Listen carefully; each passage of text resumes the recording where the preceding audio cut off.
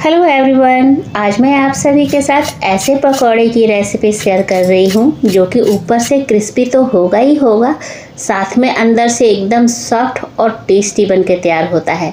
और सबसे बड़ी बात, इस पकौड़े को आप हाफ फ्राई करके स्टोर करके रख सकते हो 3 से 4 दिन तक, और जब घर में गेस्ट आए तो आप उन्हें फ्राई करके सर्व कर सकते हो और उनका दिल जीत सकते हो। तो चलिए देख लेते हैं कैसे बनाया जाता है ऐसे पकौड़े।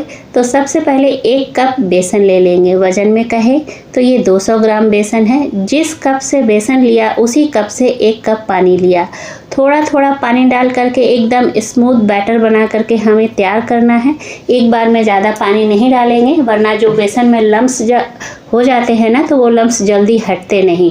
तो थोड़ा थोड़ा पानी डाल के हम पहले बैटर बना के तैयार कर लेंगे। इस तरह से बेसन का बैटर पहले से बना कर तैयार करने से बेसन को फूलने का समय मिल जाता है। तो बेसन का बैटर तैयार है, ढक करके छोड़ देंगे। अब इसके साथ खाने के लिए एक बहुत ही अच्छी सी चटपटी सी चटनी बना लेते हैं। तो यहाँ पे मैंने अपनी मुट्ठी से 1 मुट्ठी हरा धनिया लिया।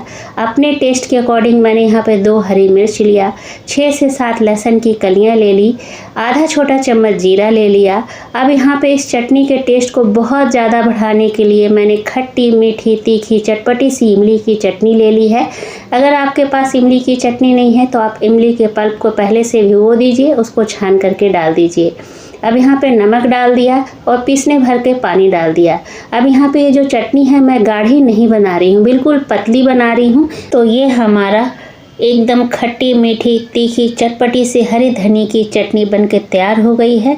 तो ये देखिए इसकी कंसिस्टेंसी कितनी पतली है। अगर आप बना रहे हैं तो सेम ऐसे ही बनाइएगा और ज़रूर ट्राई कीजिएगा, इस चटनी को बहुत अच्छी लगती है।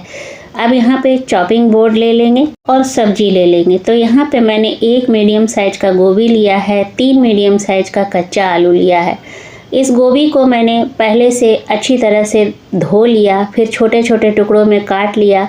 उसके बाद गर्म पानी में नमक डाल करके थोड़ी देर के लिए छोड़ दिया, ताकि इसके अंदर के जो भी कीड़े हैं जो बारीक जल्दी दिखते नहीं वो निकल जाए। उसके बाद मैं यहाँ पे गोभी को इस तरह से रफली काट ले रही हूँ।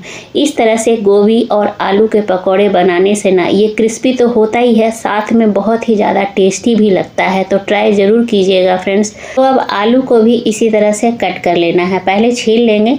तो अगर शाम होते के साथ ही आपको समोसा कचौड़ी या पकौड़ी खाने की आदत है, या फिर आपको पसंद आती है पकौड़ी वगैरह, तो आप इस पकौड़ी को ट्राई ज़रूर कीजिएगा। वैसे भी सर्दियों के मौसम में शाम की चाय हो और गर्मा गर्म पकौड़े हो तो क्या ही कहने, मज़ा आ जाता है खा के। तो इस तरह से आलू को भी हमें रफली काट लेना है, थोड़े से छोटे छोटे टुकड़ों में काट लेंगे। तो यहाँ पे लीजिए आलू भी कट गया है, और इधर बेसन को रेस्ट किए हुए 15 से 20 मिनट हो गए हैं। बेसन फूल चुका है अच्छी तरह से। तो अब यहाँ पे जो कटा हुआ आलू गोभी है उसको बेसन में डाल देंगे। डालने के बाद एक बार अच्छी तरह से आलू गोभी और बेसन को मिक्स कर लेना है।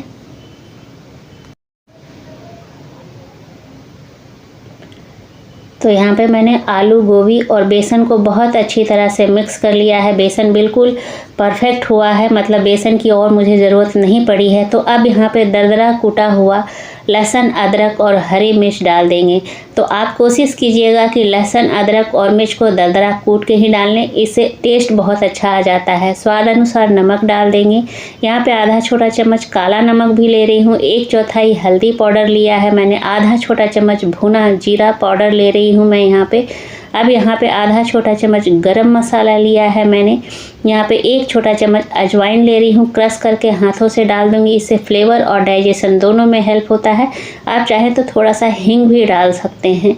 अब यहाँ पे 2 बड़ा चम्मच चावल का आटा ले रही हूँ। इससे पकौड़े में बहुत अच्छा कुरकुरापन आ जाएगा। आप चावल कॉर्नफ्लावर भी ले सकते हैं, लेकिन कॉर्नफ्लावर से ना ठंडा होने के बाद वो ऊपर से कुरकुरापन नहीं रहता है, लेकिन चावल का आटा डाल दीजिएगा तो ठंडा होने के बाद भी कुरकुरापन रहता है। यहाँ पे हरा धनिया डाल दिया, 1 छोटा चम्मच चाट मसाला डाल दिया, 1 चुटकी मैंने बेकिंग सोडा डाला है, और 1 चम्मच मैंने एकदम गरम तेल डाल दिया है। अब सारी चीज़ों को हमें अच्छी तरह से मिक्स कर लेना है। अब यहाँ पे पानी की ज़रूरत बिल्कुल नहीं है। तो सारी चीज़ों को पहले हाथों से ही अच्छी तरह से मिक्स कर लीजिए।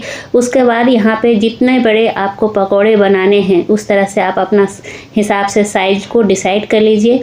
तो यहाँ पे मैं मीडियम साइज़ के पकौड़े के बॉल्स बना रही हूँ, इस तरह से बना लीजिए। और गर्मा गर्म तेल में मीडियम टू हाई फ्लेम पे फ्राई कर लीजिए। तेल को पहले अच्छी तरह से गर्म कर लेना है। जब तेल गर्म हो जाए ना तभी फ्लेम को मीडियम करेंगे। तो यहाँ पे एक एक करके मैंने पकौड़े के बॉल्स जो हैं वो डाल दिए हैं। डालने के बाद थोड़ी देर के लिए इसे छोड़ देना है, टच नहीं करना है। थोड़ी देर के बाद पलट लेंगे। तो यहाँ पे मैं पकौड़े को पूरा कुरकुरा होने तक फ्राई नहीं कर रही हूँ, 80% फ्राई करूँगी, क्योंकि पकौड़े को स्टोर भी करना है। और जब घर में मेहमान आए, आपको पता हो कि मेहमान आने वाले हैं 1 से 2 दिन में, या शाम को आने वाले हैं या दोपहर में आने वाले हैं, तो आप पहले से ये इस तरह से तैयार करके रख लीजिए और जब मेहमान आए तो आप उन्हें डबल फ्राई करके सर्व कीजिए। तो यहाँ पे मैंने 80% पकौड़ा जो है वो फ्राई कर लिया है। तो इस तरह से आप कलर देख सकते हैं, मैंने बिल्कुल कुरकुरा नहीं बनाया है अभी। तो इस तरह से फ्राई करके निकाल लेना है पहले। तो इस तरह से थोड़े थोड़े पकौड़े मैं पहले निकाल ले रही हूँ।